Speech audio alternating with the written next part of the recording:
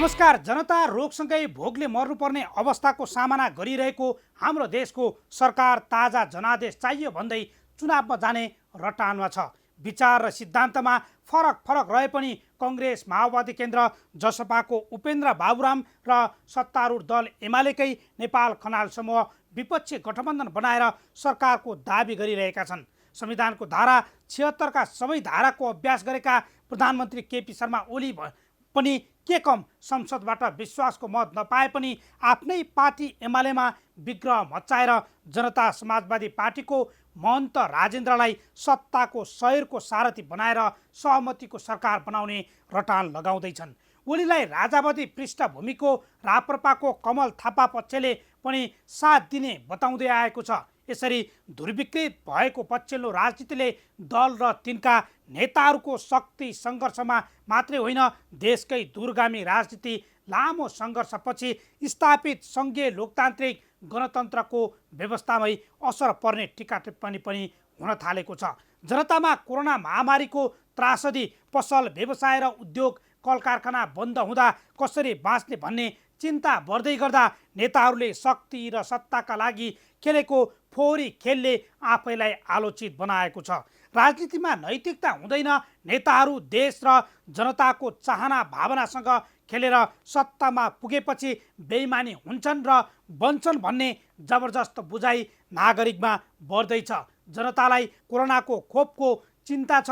रोगका लागि आफू र परिवारका सदस्यलाई कसरी कहाँ उपचार गर्ने र बचाउने भन्ने चिन्ता छ। तर यहाँ प्रधानमन्त्री र नेतालाई सत्ताको अङ्कगणित, आफू नै कुर्सीमा टाँसिन पाउनुपर्छ भन्ने मात्रै चासो र चिन्ता छ।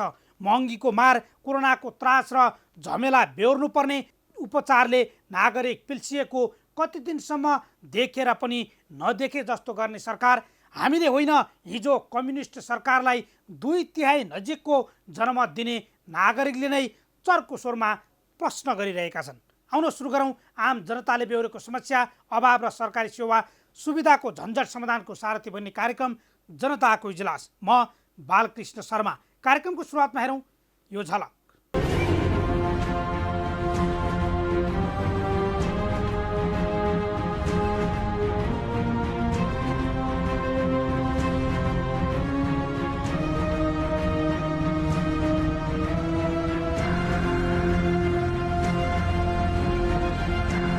अरू अहिले जस्तो राज संस्था छैन, अरू संस्थाहरू छैनन्, तर यो दुईटा पोल जबरजस्त खडा भइराखेको अवस्थामा छ। अहिले यो केपी ओली त्यसै यो ढङ्गले प्रधानमन्त्रीजी हिँड्नु भएको छैन। कतिपय नेताहरूमा आफ्ना विभाजनकारी गतिविधिप्रति रत्तिभर गल्तीबोध देखिएन। उल्टै एकीकरणको रक्षा र नेतृत्वको पक्षमा उभिनुभएका साथीहरूलाई पन्छाउने कुरामा मात्र उहाँहरूको प्रयास केन्द्रित रह्यो। कोरोनाको महामारीका विरुद्ध प्रतिवादमा उत्रिनु पर्ने बेलामा प्रधानमन्त्री र राष्ट्रपतिले बडो षड्यन्त्रमूलक ढङ्गले जसरी देशलाई दुर्घटनातिर लानुभएको छ, त्यसलाई नेपाली जनताले सहने छैनन्।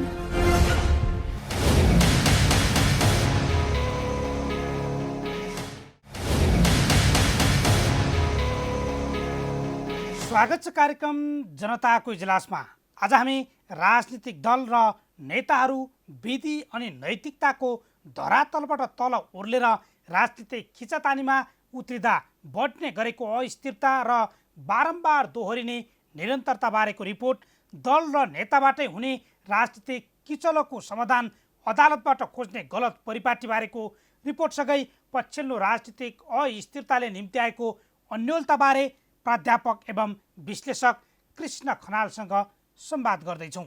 तपाईसँग पनि कुनै समस्या र गुनासो छन् भने हामीलाई पठाउन सक्नुहुनेछ। तपाईँहरूका समस्या र गुनासोलाई हामी कार्यक्रममा उच्च प्राथमिकता दिनेछौँ। अब आजको पहिलो विषय, राजनीतिक कर्मीहरू भनिरहेका छन् 5 वर्ष टिक्ने सरकारले स्थायित्व र विकास दिन्छ। नागरिकहरू अलमलमा देखिँदा विश्लेषक र बुद्धिजीवीहरू भन्छन् राजनीतिक अस्थिरताको अर्थ 5 वर्षे शासन होइन, निरन्तरताको सुशासन र निरन्तरको विकास हो। तर हाम्रो नेता अनि शासकहरू विधि, पद्धति र नैतिकताको धरातलबाट तल ओर्लेर स्वार्थ पूर्तिका लागि राजनीतिक खिचातानीमा उत्रिन्छन्। विदेशीसँग मिलेर देश र जनतामाथि नै गद्दारी गर्छन्। विचार र सिद्धान्त विहीन भएर जबरजस्त खडा भएका राजनीतिक दुईधार र अबको राजनीतिक निकासबारे तयार पारेको यो रिपोर्ट अब हेरौँ।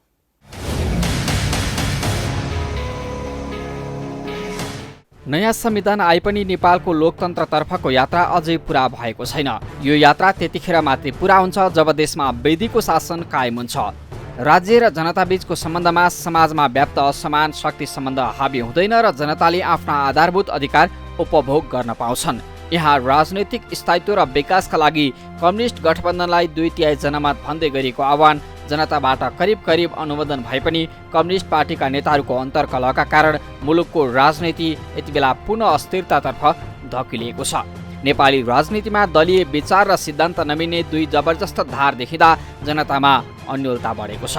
वर्तमान राजनीतिक सङ्कट आगामी दिनमा बहुआयामिक रूपमा अस्थिरता र अनिश्चिततातर्फ उन्मुख हुने सङ्केतहरू देखिँदैछन्। हुन त नेपालको राजनैतिक अस्थिरताको इतिहास निकै लामो छ। यो भर्खरै उब्जिएको र सुरु भएको समस्या भने होइन। आन्तरिक राजनीतिक शक्तिहरूबीच उत्पन्न भइरहने शक्ति सङ्घर्षले अस्थिरता उत्पन्न गर्ने पक्षलाई सहयोग पुग्दा बहुआयामिक रूपको अनियन्त्रित अस्थिरताको श्रृङ्खला निरन्तर देखा पर्ने गरेको छ नेपालमा। कतिपयले नेपालको संवेदनशील भू राजनैतिक स्थिति यहाँको अस्थिरताको मुख्य कारण रहेको भन्दै आए पनि बारम्बार दोहोरिने अस्थिरताका कारक हाम्रै राजनैतिक दल र तिनका नेता बन्दै आएका छन्। निरन्तर अस्थिरताले आक्रान्त नेपालमा स्थायित्व नआउनुको कारण आन्तरिक राजनैतिक शक्तिबीचको स्वार्थगत द्वन्द्व नै मुख्य हो, जुन कुरा विगतको इतिहास र घटनाक्रमले पनि आफै देखाएका छन्। विक्रम सम्वत 2007 सालमा तत्कालीन जानिया राणा शासक र प्रजातन्त्रवादी शक्तिहरूबीचको टक्रावले बहुदल, 2017 सालमा काङ्ग्रेस र राजाबीचको टक्रावले पञ्चायत, 2046 सालमा राजा र दलहरूबीचको द्वन्द्वले पञ्चायत ढलेर बहुदलीय व्यवस्थाको उदय भएको विगत मात्रै होइन, 2062-63 सालको जनआन्दोलन र त्यसअघिदेखि नै 7 दल र राजाबीच सुरु भएको टक्रावले राजतन्त्रको अन्त्यसँगै सङ्घीय लोकतान्त्रिक गणतन्त्र स्थापना भएको इतिहास हामीसँग छ। अहिले विचार र सिद्धान्तमा फरक रहेका सत्तारूढ दल एमालेको ओली समूह, मधेस र मधेसीको हिमायती दाबी गर्ने जनता समाजवादीको राजेन्द्र महतो, महन्त ठाकुर र राप्रपाको कमल थापा समूहको गठबन्धन र काङ्ग्रेस माओवादी केन्द्र एमालेकै नेपाल खनाल समूह र जसपाको उपेन्द्र बाबुराम पक्षले नेतृत्व गरेको विपक्षी गठबन्धनको जबरजस्त उदयले समेत नयाँ प्रतिक्रिया देखा पर्ने विश्लेषण गर्न थालिएको छ। 7 सालमा एउटा ध्रुवीकरण राणा र प्रजातन्त्रवादीहरूको बिचको दुईटा पोलले गर्दाखेरि तेस्रो परिवर्तन के भयो भने बहुदल आयो। 2017 सालमा राजा र काङ्ग्रेसको बिचको पोल त्यो खडा भयो। त्यो राजा अनि त्यो बेलामा के भयो, पञ्चायत आयो पैदा भएको हेर्नु गजब छ। 46 सालमा के भयो, अरू राजनीतिक दल र राजाको बिचमा फेरि नयाँ ध्रुव खडा भयो, बहुदलीय पद्धति आयो। 62-63 सालको जनआन्दोलनको सन्दर्भमा 12 बुँदे पक्षधर र त्यसको विपक्षको शक्तिका बिचको चाहिँ एक प्रकारको ध्रुव खडा भएपछि परिणति के भयो, नेपालबाट राष्ट्र संस्था हिँड्यो र सङ्घीय लोकतान्त्रिक गणतन्त्रको स्थापना भयो। अब अहिले मलाई के लाग्न थालिराखेको छ भने अरू अहिले जस्तो राष्ट्र संस्था छैन, अरू संस्थाहरू छैन, तर यो दुईटा पोल जबरजस्त खडा भइराखेको अवस्थामा छ। अहिले यो केपी ओली त्यसै यो ढङ्गले प्रधानमन्त्रीजी हिँडिनु भएको छैन। राजनीतिक स्थिरताको अर्थ 5 वर्षीय शासन होइन, निरन्तरको सुशासन र निरन्तरको विकास हो। तर हाम्रा शासक अनि राजनीतिक दलका नेताहरू 5 वर्षसम्म टिक्ने सरकारमा मात्रै स्थिरता देखाएर जनतामा भ्रम छरिरहेका छन्। हुन त जनताले पनि पटक पटक फेरिने सरकार र निरन्तरको राजनीतिक खिचातानीलाई देशको अव्यवस्था र अराजकतासँग जोडेर हेर्दै आए। फलस्वरूप 2074 सालको 3 तहको निर्वाचन मार्फत कम्युनिस्ट गठबन्धनको घोषणापत्रलाई बहुमतसहित जनताले अनुमोदन पनि गरे। तर हाम्रोमा सरकार किन पटक पटक फेरिन्छ र किन राजनीतिक खिचतानी कहिले पनि सिद्धिँदैन भन्नेबारे खासै बहस हुन सकेन। राजनीतिक अस्थिरताको स्रोत र निराकरणबारे कहिल्यै पनि चासो नदिँदा देश र जनता समेत अब देशमा के होला भनेर चिन्तित बन्नुपर्ने अवस्था आएको छ। किन राजनीतिक दलहरू विधि र नैतिकताको धरातलबाट तल ओर्लेर राजनैतिक खिचतानीमा उत्रिन्छन् र विदेशीसँग मिलेर स्वदेशी दललाई भुइँमा ओह्राल्न चाहन्छन् भन्ने कुरा आम जनतालाई थाहा नभए पनि नेताहरूले नै अहिले आफै छताछुल्ल पार्न थालेका छन्। अस्थिरता सिर्जनाका लागि स्वार्थ केन्द्रित गठबन्धन नबनेको भए र महाधिवेशनबाट निर्वाचित अध्यक्षलाई घेराबन्दीबाट हटाउने दुराशय नभएको भए यतिन्जेल एकता महाधिवेशन सम्पन्न भएर नेतृत्व हस्तान्तरण भइसकेको हुने थियो। फागुन 23 गतेको फैसलापछि पनि एकता जोगाउन सकिन्छ कि भनेर मैले आफैले पहल गरेको, तर मेरो प्रयासलाई कतिपयले मजाकको विषय बनाउनु भयो। इतिहासले यसको उचित हिसाब किताब गर्ला नै। नेकपालाई एकीकृत गर्ने प्रयास असम्भव भएपछि हामीले नेकपा एमालेलाई नै एकीकरणको विरासत पार्टीका रूपमा एकताबद्ध र गतिशील बनाउने काम गर्यौँ। तर कतिपय नेताहरूमा आफ्ना विभाजनकारी गतिविधिप्रति रत्तिभर गल्तीबोध देखिएन। उल्टै एकीकरणको रक्षा र नेतृत्वको पक्षमा उभिनुभएका साथीहरूलाई पन्छाउने कुरामा मात्र उहाँहरूको प्रयास केन्द्रित रह्यो। फेरि पनि पार्टीलाई गुटहरूको संयुक्त मोर्चा र अन्त्यहीन विवादको थलो बनाउने केही नेताहरूका नियतका कारण हाम्रा प्रयास सार्थक हुन सकिरहेका छैनन्। कोरोनाको महामारीका विरुद्ध प्रतिवादमा उत्रिनु पर्ने बेलामा प्रधानमन्त्री र राष्ट्रपतिले बडो षड्यन्त्रमूलक ढङ्गले जसरी देशलाई दुर्घटनातिर लानुभएको छ त्यसलाई नेपाली जनताले सहने छैनन्। कारण जनताको तहबाट पनि स्थानीय तहदेखि नै यसको प्रतिवाद सुरु गर्नेछन् र अदालतमा पनि यसबारे सशक्त बहस हुनेछ र फेरि पुनर्स्थापना भएर लोकतन्त्र ट्र्याकमा जानेछ भन्ने हाम्रो विश्वास। पछिल्लो राजनीतिक किचलोसँगै देशमा धर्मनिरपेक्षता हटेर हिन्दू राष्ट्र कायम हुने र पूर्व राजाले समेत स्पेस पाउने चर्चा पनि सुरु भएको छ। हुन त नेपाली राजनीतिज्ञहरूमा नैतिकताको अभाव देखिन थालेको वर्षौं बितेको छ। ठूला राजनीतिक दलका नेताहरूले भ्रष्टाचार र सत्ताको दुरुपयोग गरेर सम्पत्ति, शक्ति र मत बटुल्न अग्रसर भएका तथ्यहरू बेला बेलामा बाहिरिने गरेका छन्। संसदमा पेश भएका स्वास्थ्य, शिक्षा र बाफिया जस्ता कानुनहरू जनताका लागि भन्दा पनि विभिन्न स्वार्थ तथा सिन्डिकेटधारीहरूको फाइदा लक्षित बनाइएका छन्। नीतिगत भ्रष्टाचारको माध्यमबाट नेताहरूले राज्यको स्रोत आफ्ना नजिकका व्यापारी वा कार्यकर्ता सगै आफू समर्थित समूहलाई बाँड्ने गरेका छन्। यस्तो बाँडफाँड न्यायपूर्ण नहुँदा समाजमा आक्रोश र असन्तुष्टि बढ्ने मात्रै नभएर राजनैतिक द्वन्द्व र खिचातानी पनि बढ्ने गरेको छ। चुनावी नारामा प्रमुख राजनैतिक दलहरूले आफूलाई भ्रष्टाचार विरोधी र सुशासनका वाहकका रूपमा प्रस्तुत गरे पनि नेपालमा व्याप्त राजनीतिक भ्रष्टाचार र दण्डहीनताले परिणाम फरक देखिएको छ। विधिको शासनलाई अवरोध गर्ने र विकासको प्रतिफल लिनबाट जनतालाई वञ्चित गर्ने परिपाटीले मुलुकमा शक्ति असन्तुलन र आर्थिक असमानता बढाएको छ। राजनीतिक खिचातानीले देशलाई एकपल्ट फेरि द्वन्द्व, हिंसा, असुरक्षा र संस्थागत सङ्कटको अवस्थातिर धकेल्न थालेको छ। निर्दलीय व्यवस्था छँदा लटरपटर गरेर कमाएको पैसा तिरेर सांसद बन्न पाइन्थ्यो, अर्थात् सांसद पद खरिद बिक्री हुँदैनथ्यो। तर सङ्घीय लोकतान्त्रिक गणतन्त्रमा तस्करी गरेर, भ्रष्टाचार गरेर वा कानुन विपरीत कमाएको धन दिएपछि ठाडै सांसद बन्न पाइने अवस्था सिर्जना भएको भन्दै आलोचना समेत हुँदै आएको छ। देशको इज्जत र गरिमालाई ख्याल गर्ने नैतिकवान कर्तव्यपरायण नागरिकलाई राजदूत नियुक्त गर्ने विगत समेत अहिले फेरिएर राजदूत पद पनि पैसामा खरिद गर्न थालिएको भन्दै शासकहरूकै आलोचना भइरहेको छ। 2007 सालदेखि 2017 सालको दशक बहुदलीय राजनीतिको अस्थिर प्रयोगका रूपमा 2017 पछि राजा र जनताबीचको द्वन्द्वका अनेक आयाम थपिँदा स्थिरताका नाममा अस्थिरता हाबी भएको विगत हामीसँगै छ। 2047 सालपछिको राजनैतिक अभ्यासको विकृतिले दलीय राजनीतिप्रति जनतामा नकारात्मक प्रभाव परे पनि अझै दलहरूलाई नै विश्वास गर्दै समृद्धिको अपेक्षा गरिएको पाइन्छ। जनताले छानेका नेता र प्रतिनिधिमा बढी अधिनायकवादी, व्यक्तिवादी, अवसरवादी र स्वार्थमा लिप्त हुने संस्कारको विकास हुँदा राजनीति आज ठेकेदार र बिचौलियामा आश्रित हुन पुगेको छ। जनताको बीचमा आफूलाई राष्ट्रवादी नेताका रूपमा उभ्याएका प्रधानमन्त्री ओली समेत अहिले एकलकाटी, सन्की तानासा, अदूरदर्शिता, व्यापारिक स्वार्थबाट ग्रसित नेताका रूपमा परिचित भइरहेका छन् भने विपक्षी गठबन्धनमाथि नै ओलीले अस्थिरताको मतियारको आरोप लगाइरहेका छन्। जनता रोगसँगै भोगको चिन्तामा रहेका बेला चुनाव मार्फत आफै सत्तामा बस्नुपर्छ भन्ने ओली प्रवृत्ति र जे जसरी भए पनि ओलीलाई सत्ताच्युत गराउनै पर्छ भन्दै खडा भएको विपक्षी गठबन्धनको द्वन्द्वबाट सिर्जित समस्याबाट मुलुकलाई कसरी निकास दिने हरेक नागरिकले गम्भीर भएर देश र जनताका पक्षमा सोच्ने बेला आएको छ।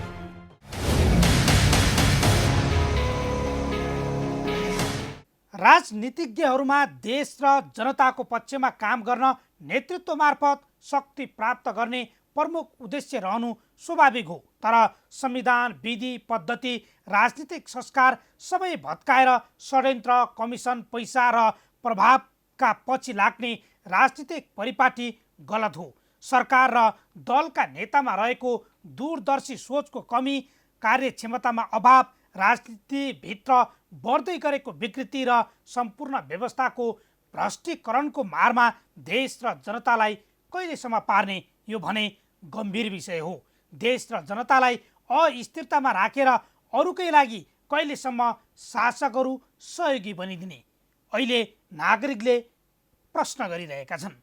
अब आजको अर्को विषय, लोकतन्त्रमा दलहरूबीच विवाद र बहस हुनुलाई सामान्य मानिन्छ। पार्टीबीच मात्रै होइन, आन्तरिक वाद विवादले दललाई समेत मजबुत बनाउँदैन। तर हाम्रो राजनीतिमा भने अन्तर्कलह नै देश र जनताका लागि अभिशाप बन्ने गरेको छ। ठुला दलभित्र उब्जिएका आन्तरिक र बाह्य कलहले भाँड भैलो मच्चिँदा देशले राजनीति मात्रै अस्थिर बनेको छैन, पार्टी र नेताबाटै समाधान गर्न सक्ने विवाद अदालतसम्म पुर्याउने संस्कारको विकास भइरहेको छ। हेरौँ यो रिपोर्ट।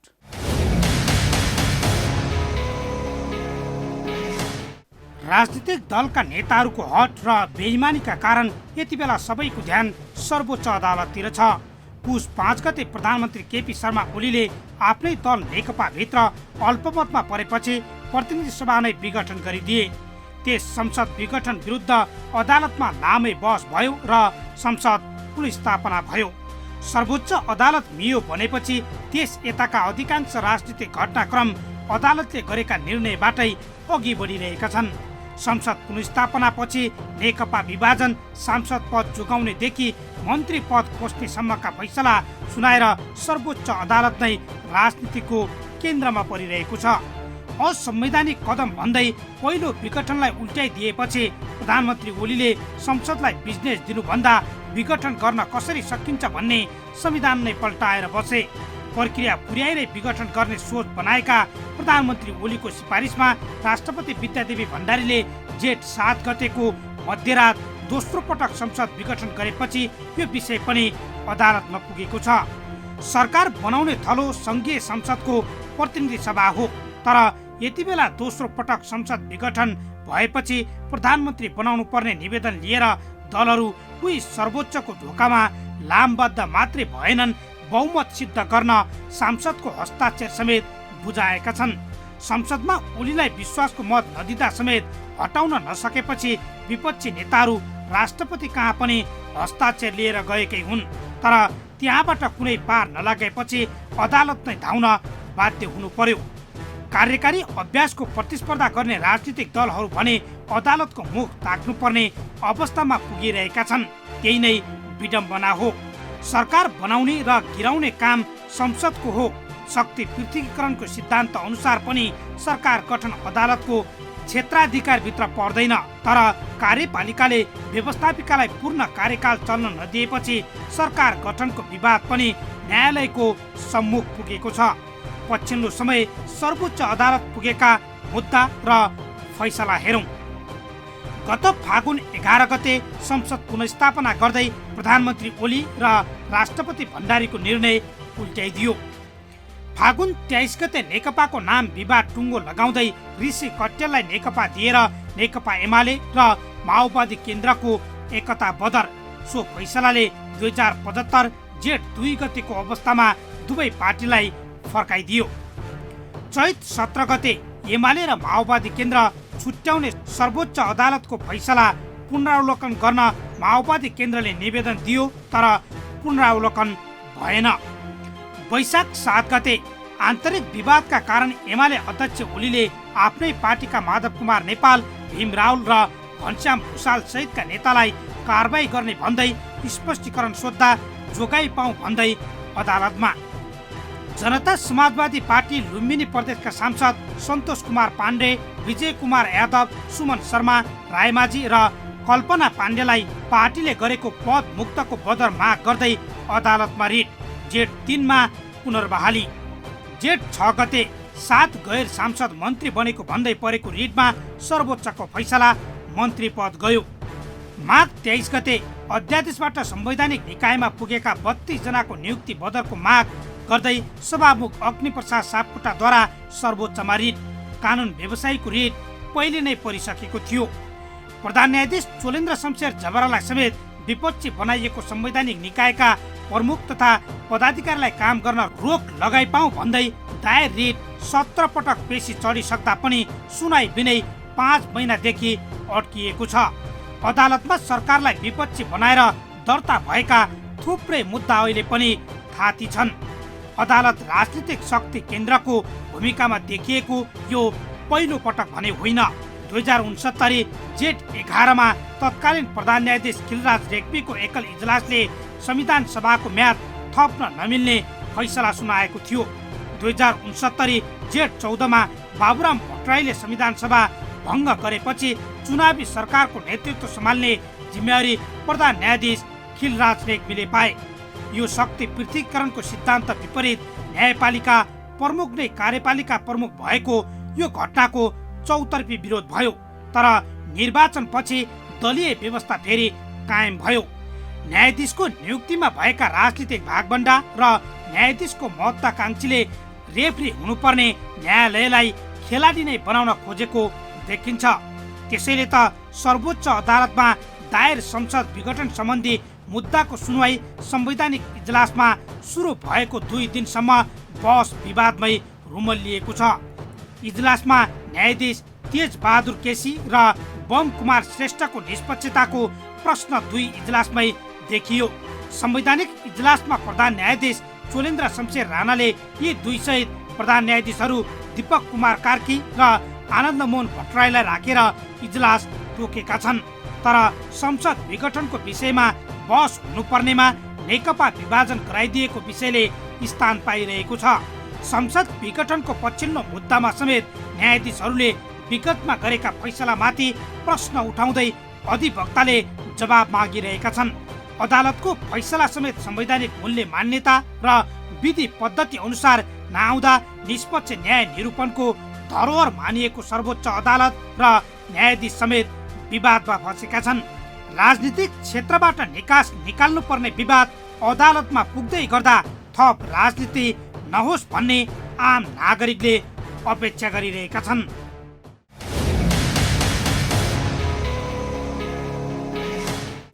संवैधानिक अनि राजनीतिक विवादको न्याय निरूपण अदालतबाट हुनु सामान्य प्रक्रिया हो। तर दल र नेताहरूको संवाद र छलफलबाटै निकास दिन सकिने सबै विवाद र बहसलाई अदालतकै फैसलाबाट निराकरण गर्न खोज्नु राम्रो होइन। राजनीतिक कर्मीहरू स्वार्थ र जालझेलका गोटी बन्ने र बनाउने खेलबाट मुक्त भएर देश र जनताको आकांक्षा चाहनाबारे पनि गम्भीर बन्ने कि? अब एकैछिन विश्रामपछि पछिल्लो राजनीतिक अस्थिरताले निम्त्याएको अन्योलबारे प्राध्यापक एवं विश्लेषक कृष्ण खनालसँग संवाद गर्नेछौँ। हामीसँगै रहनुहोला।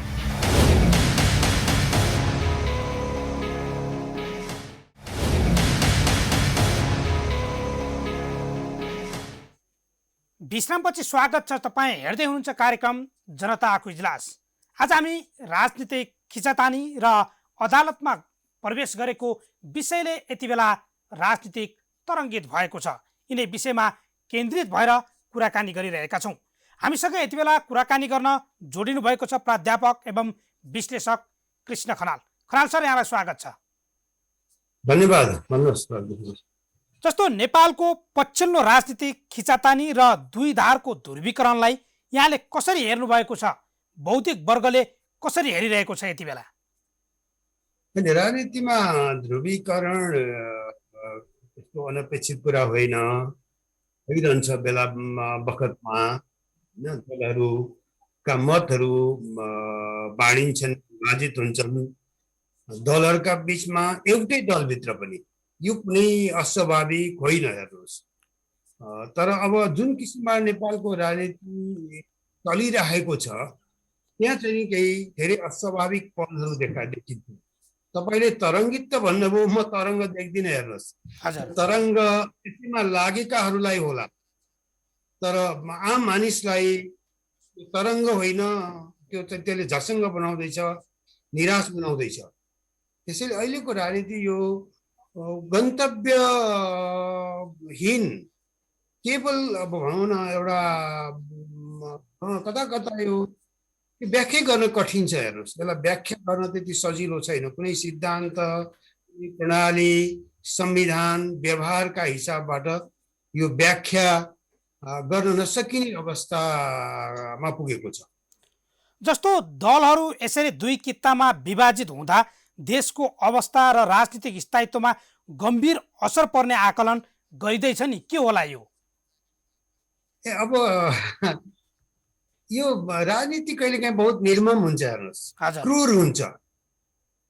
के भइरहेछ समाजमा, जनताको अवस्था के छ, त्योबाट निरपेक्ष भएर राजनीतिले कहिलेकाहीँ आफ्नो बाटो सोझ्याउन खोज्दछ। हाम्रो अवस्था अहिले त्यस्तै छ। जस्तो भनौँ, यत्रो ठुलो कोभिडको महामारी छ। हजुर। मानिसहरूको अवस्था के छ थाहा छैन। सरकारले लकडाउन भन्दै पुग्छ, घरबाट ननिस्क, किनमेल गर्न जाऊ, पसल बन्द भन्दै पुग्छ। एक हप्ता अगाडि किनेर राख्नु, किनेर राख्न सक्ने मुलुकको आम मानिसको हैसियत छ कि छैन?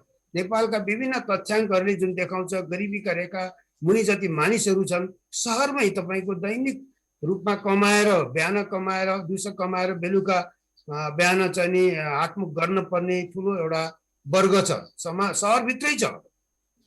तिनले कसरी एक हप्ताभरिका लागि पुग्ने सामान खाद्यान्न किन्ने? त्यसै कारण यो कता कता जनता, हामी जनताको खुब दुहाई त दिन्छौँ राजनीतिमा, लोकतन्त्र पनि भनेका छौँ होइन, तर जनताको लोकको चाहिँ ध्यान, हित चाहिँ ओझेलमा छ। राजनीति गर्नेहरूको प्राथमिकता नै प्रथम भएको छ। हजुर। जस्तो यति बेला जो नेकपा एमाले भित्र पनि भ्रष्ट रूपमा दुईधार देखिएको छ, फुट्ने या नफुट्ने अझै पनि ढुलमुल नीति अप्नाइएको छ, जसपामा त्यस्तै देखिएको छ भने यो राजनीतिक जो खिचातानी र गठबन्धन यो केका लागि? यति बेला त जो कोरोना नियन्त्रणका लागि।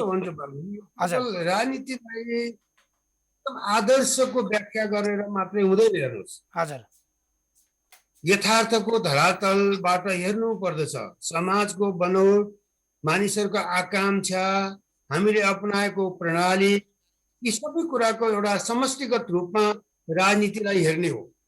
राजनीति यो सबै कुराबाट नितान्त भिन्न। भनौँ, अघि मैले भने मुलुकको एउटा भयावह अवस्था छ, तर राजनीति त चलिरहन्छ नि त, होइन र? भयावह अवस्था छ भन्दैमा तपाईँ के साधु सन्तै छन् सबै ठाउँमा? छैन नि त। त्यसैले यो के हो भन्दाखेरि केही कुराहरू अहिले जुन तपाईँले उठाउनु भयो, दलका यो ध्रुवीकरण तपाईँले बढी केन्द्रित गर्नुभयो। अब कहिलेकाहीँ जबरजस्ती रूपमा कुनै कुरा गर्दाखेरि राजनीतिमा तिमी एउटै हौ पार्टी भन्दाखेरि बहुत कठिन हुँदो रहेछ। हिजो चाहिँ नि नेकपा एउटै पार्टी भन्दाखेरि नै यहाँसम्मको यो हालतमा आइपुगेको छौँ अहिले। त्यो पनि भ्रम रहेछ। त्यस्तै गरेर सजपाको जुन तपाईँ जसपा, जनता समाजवादीको कुरा गर्नुभयो, कति जसपा बनेको? एक वर्ष भयो। त्यसका कयौँ कामहरू घोषणा मात्रै भयो। दुईटा पार्टी मिलेर हामी एक भयौँ भने घोषणा मात्रै गयो, त्यसका सारा प्रक्रिया बाँकी छ होइन। अनि त्यस्तो अवस्थामा यो पार्टीका अब प्राथमिकताहरू फरक भइसकेपछि दुईटा समूह अब अड्न नसक्ने अवस्थामा छ। नेकपा फुट्यो, नेकपा फुटेको नै होइन, फुटिसकेका नेकपालाई तिमीहरू अलग अलग छौ, एकै भएको छैनौ भनिदिएको मात्रै हो अदालतले। हजुर। अब एमाले त विभाजितै छ। एमाले एक भएर जान सक्ने अवस्था त देखिँदैन। चाहे चाहिँ प्रधानमन्त्री चाहन्, चाहे अर्को ग्रुप माधव नेपाल या झलनाथ खनालको समूहले भनौँ, दुवैतिरका अभिव्यक्ति हेर्दाखेरि खालि एउटा औपचारिकता कुरा बाँकी छ। पार्टी त विभाजित छ। हेर्नुहोस्, तर अब कति कुराहरू बेला बेलामा पार्टीहरूमा मतभेदहरू आउँछन्। त्यो मतभेदलाई व्यवस्थापन गर्ने हो। अलि अगाडिको 3 महिना अगाडि, 4 महिना अगाडिको नेपाली काङ्ग्रेसको कुरा गर्नुहुन्छ भनेदेखि नेपाली काङ्ग्रेसमा पनि त मतभेद थियो। प्रतिनिधि सभा विघटनका विरुद्ध कसरी जाने भन्ने कुरामा विभिन्न मतहरू थिए। तर अहिले पछिल्लो समयमा आउँदाखेरि केही कारणवश त्यो पार्टीमा मतहरू चाहिँ नि बढी एकताबद्ध हुन थालेको छ। यो जरुरी छैन भोलि फेरि काङ्ग्रेसको मत सधैँभरि एक भइरहन्छ भनेर। त्यसकारण कुन मुद्दामा, कस्तो परिस्थितिमा राजनीतिक दलका मतहरू बाँडिएका छन्, त्यो विभाजनबाट रोक्ने काम त नेतृत्वमा बस्ने व्यक्तिहरूको दायित्व हो नि त। किन विभाजनतिर जाँदैछन्? किन ध्रुवीकरण गरिएको छ? एकपक्षीय व्यवहार जब हाबी हुन्छ, अर्को पक्षले त्यसको चाहिँ नि प्रतिवाद गर्दछ। आज अवस्था के छ भन्दाखेरि जसको मत निर्णायक छ, एमाले भित्र तपाईँको प्रधानमन्त्री केपी ओली पक्षको मत निर्णायक छ, आधिकारिक छ, त्यसको जुन एकपक्षीय चाहिँ ढर्रा छ त्योसँग अर्को समूह असहमत छ, उसलाई समेट्न सकिरहेको छैन। जसपाको कुन चाहिँ आधिकारिक हो, जसपा त सरकारमा छैन नि। हजुर, सरकारमा नहुँदाखेरि पनि अब महन्त ठाकुरहरूको चाहिँ नि भनाइ चाहिँ नि हाबी हुने कि उपेन्द्र यादवहरूको भनाइ हाबी हुने, त्यहाँ यो आधिकारिकताको कुरा छैन। अब त्यसमा को हुने हो, त्यसले द्वन्द्व चर्किरहेछ। भोलि छिनोबानो कसरी हुन्छ भन्न सकिँदैन। जस्तो ठ्याक्कै यिनी दुईटै जो ध्रुवीकरण भइराखेको छ यति बेला, जो दुई किताबमा विभाजित छन् नेताहरू, उनीले भनिरहेका छन् कि संविधान रक्षाका लागि, लोकतन्त्रको रक्षाका लागि एकले अर्कालाई लोकतन्त्रलाई सिद्ध्याएको आरोप लगाइरहँदा यो व्यक्तिगत स्वार्थ हो अथवा लोकतन्त्र जोगाउने र संविधान जोगाउने खेल हो त?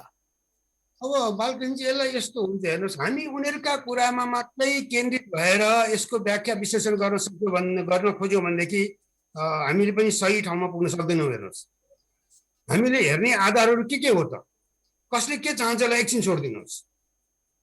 हामीले हेर्ने आधार, पहिलो आधार हामीले अपनाएको राजनीतिक संवैधानिक मात्रै भन्दैन, राजनीतिक संवैधानिक प्रणाली भन्छु। त्यो भन्नुको तात्पर्य के हो भन्दा हामी राजनीतिक रूपमा संसदीय प्रणालीको अभ्यास गरेछौँ, लोकतान्त्रिक प्रणालीको अभ्यास गरेछौँ। त्यसका केही संवैधानिक प्रावधानहरू छन्। संविधानले बाटो नदेखाएको बेलामा राजनीतिले बाटो देखाउनु पर्दछ। जस्तो भन्नुहोस् न, अहिले जुन बहस भइरहेछ, अहिले त राजनीति कता कता तपाईँको चाहिँ नि अदालतको चाहिँ नि आँगनमा पुगेर अड्केको छ। जस्तै यति बेला जो राजनीतिक विवाद र समाधानको निकास खोज्न त अदालतमा देख्ने राजनीतिक परिपाटी देखिन्छ। यति बेला अदालतकै भर पर्नुपर्ने अवस्था आएको छ। अब अदालत कहिलेकाहीँ विवाद टुङ्गिएर जान्छ, विवाद आपसमा टुङ्ग्याउन सक्दैनन्, त्यसले प्रणाली नै ध्वस्त हुने अवस्था पुग्दछ। त्यस्तो अवस्थामा अन्तिम निर्णयका लागि पुग्ने अदालत हो। यो हामी कहाँ मात्रै होइन, सबै ठाउँमा हुन्छ। हेर्नुहोस्, जब संवैधानिक सरकारका कामहरू, सरकारको चाहिँ बारेमा प्रश्नहरू उठ्छ, अन्तिम त्यसको निर्णय अदालतमा गर्छ। त्यसको व्याख्या अदालत के भइरहेछ, संविधान अनुसार सरकार गएको छ कि छैन, अथवा अर्को पक्षले पनि सम्बन्धित पक्षहरूले संविधान अनुसार गरेका छन् कि छैनन् भनेर अन्तिम निर्णय दिने चाहिँ नि अदालतै हो। तर जुन किसिमबाट हामी अदालतको शरणमा पुगिरहेका छौँ, राजनीति अघि तपाईँले भन्दाखेरि मैले सुन्दै थिएँ कि अगाडिको मभन्दा अगाडि बोल्दै हुनुहुन्थ्यो, उहाँको कुरा सुन्दै गर्दाखेरि के लागिरहेछ भन्दाखेरि अब त्यहाँ त दाबी विरोध न छ, आफ्नो दाबी छ अदालतमा। सबैले आफ्नो दाबी चाहिँ सही हो भनेर जाने भयो। अब जतिखेर पनि अदालतले मात्रै टुङ्ग्याइदिने हो कि विवाद राजनीति गर्ने मान्छे, जिम्मेवारीमा बस्ने मान्छेले करेक्ट कोर्स नलिने, सही बाटो नअपनाउने, अनि जतिखेर पनि अदालतमा पुग्ने अवस्था कस्तो हो यो। त्यसैले मलाई त कता कता लाग्दछ हामी अदालतलाई पनि अहिले अदालतमा जुन किसिमको बहस भइरहेछ, हेर्नुहोस् त अदालतको कहाँ बाँकी छ अब प्रतिष्ठा। कुन न्यायाधीशका बारेमा प्रश्न उठिरहेको छ। अदालतको के फैसला गर्छ भने सेकेन्डरी भइसक्यो। अदालतमाथि नै प्रश्न चाहिँ उठेर आइरहेको छ।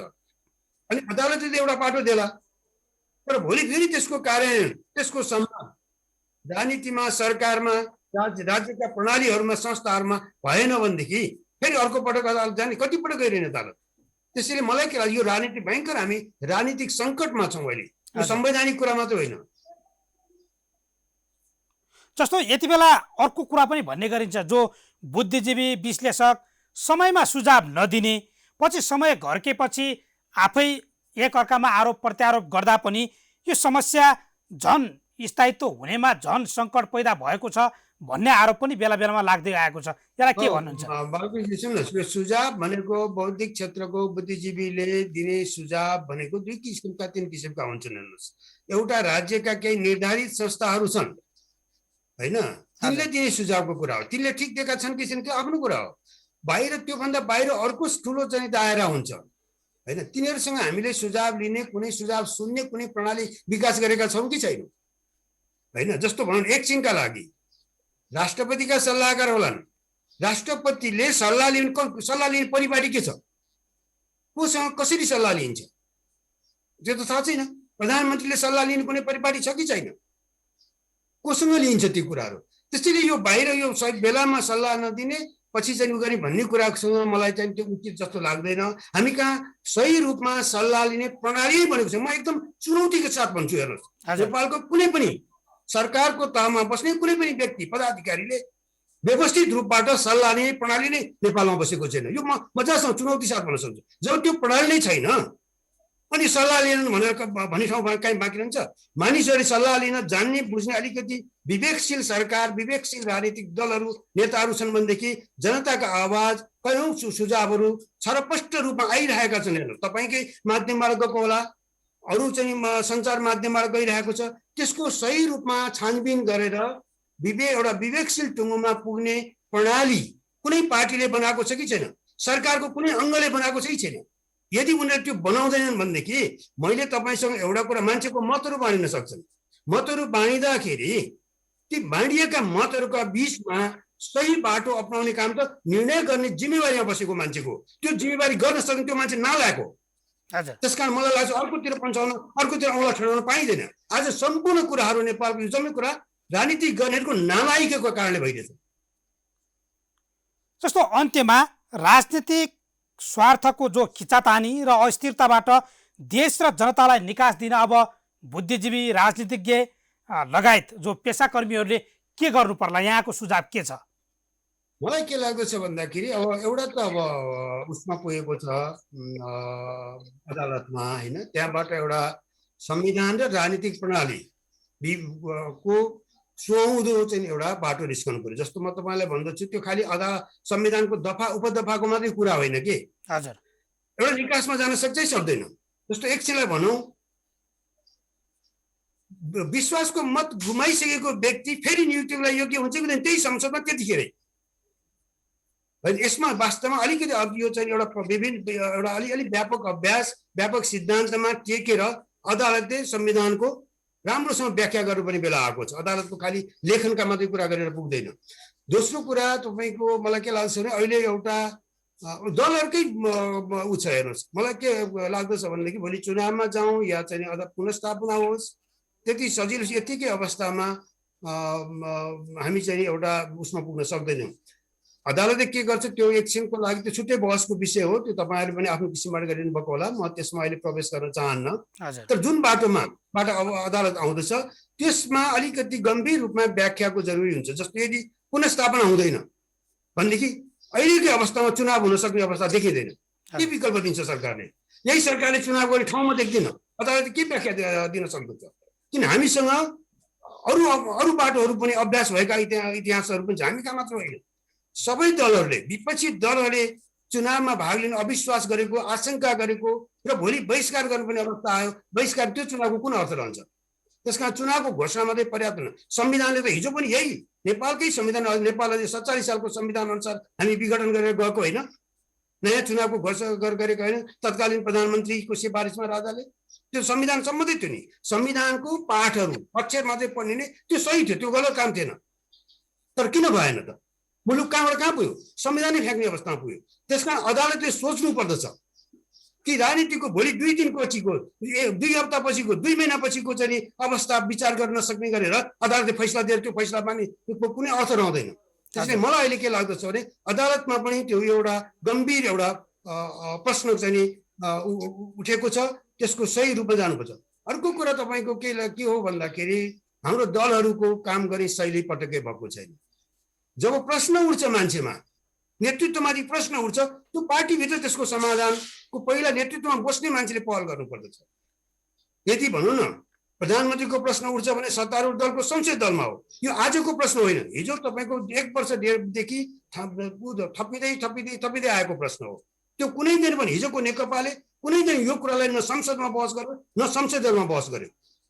बहसै नगरिकन मै हुँ, एकपटक छानिएको भरमा मै हुँ नेता भनेर जब चाहिँ तपाईँको आफ्नै मात्रै जिद्दी स्थापित गर्न खोजिन्छ, एउटै व्यक्ति अथवा एउटै कुरा मात्रै हाबी हुन खोज्छ, त्यसले स्वाभाविक रूपमा प्रतिवाद ल्याउँछ।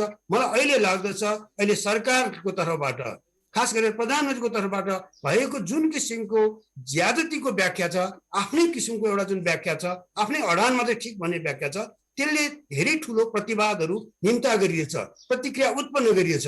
यो टुङ्गेन भनेदेखि मलाई लाग्दछ प्रधानमन्त्रीले कहीँ कतै उसमा गएर यसलाई चाहिँ एउटा ठाउँमा पुर्याउने अवस्था आउँछ जस्तो मलाई लाग्दैन।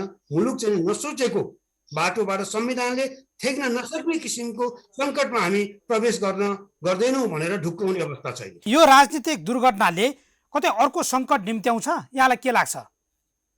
होइन, अहिलेको सङ्कट तपाईँको बाहिरबाट आएको चुनौती होइन। जस्तो हिजो 58-59 सालमा विघटनपछि आएको चुनौती त्यहाँ माओवादीको विद्रोह पनि थियो।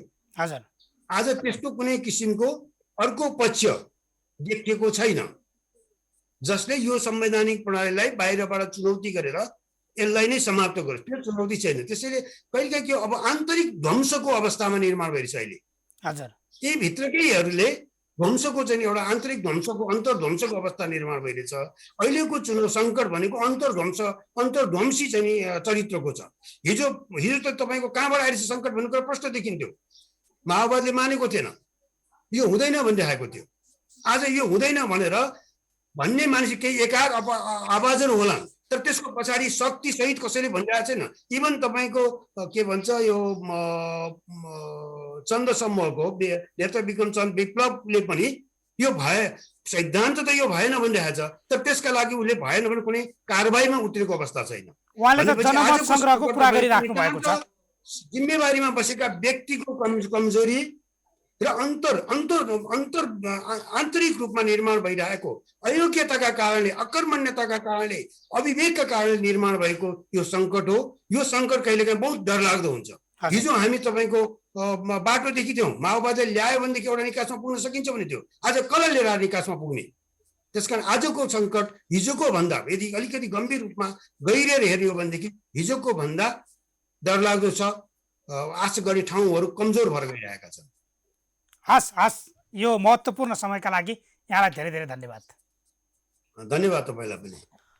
पक्कै पनि हामीले प्राध्यापक एवं विश्लेषक कृष्ण खनालसँग पछिल्लो राजनीतिक घटनाक्रम र यसले सिर्जना गरेको विभिन्न विषयवस्तुमा केन्द्रित रहेर कुराकानी गऱ्यौँ। हवस् त, आजका लागि जनताको इजलास यति नै। फरक विषयवस्तु र तपाईँहरूको गुनासोसहित फेरि कार्यक्रममा उपस्थित हुनेछौँ। प्राइम टाइम्स टेलिभिजन हेर्दै रहनुहोला।